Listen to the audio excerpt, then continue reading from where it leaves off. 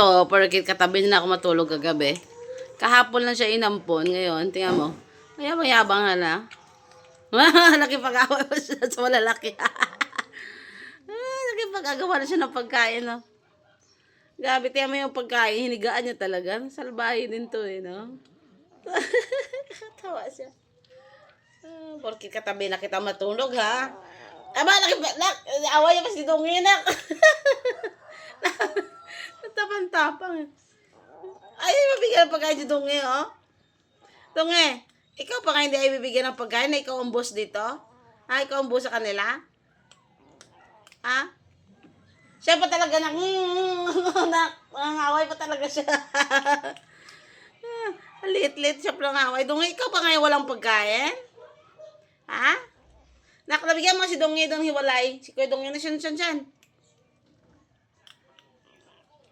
Ikaw pang kuya, ikaw pa ngayon. Kuya ka kasi. Kaya ikaw lang kawawa, eh, no? Kuya ka kasi. O, ikaw kasi ditong kuya-kuya sa kalat, eh. Ikaw yung totoo naming ano, eh. Mo, bebe. Ito yung totoo naming pusa, eh.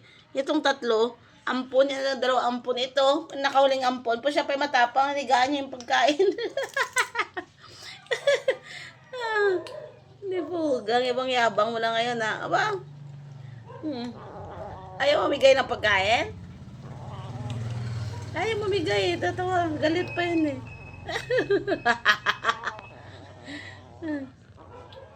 Katabi siya maano, no? Nakalika nga muna, bigyan mo si Dungi nga dito. Walay. Hindi pa siya nakakain. Ito mali, ito. Ayaw siya pakainin. Ito si Lucky, ito mo.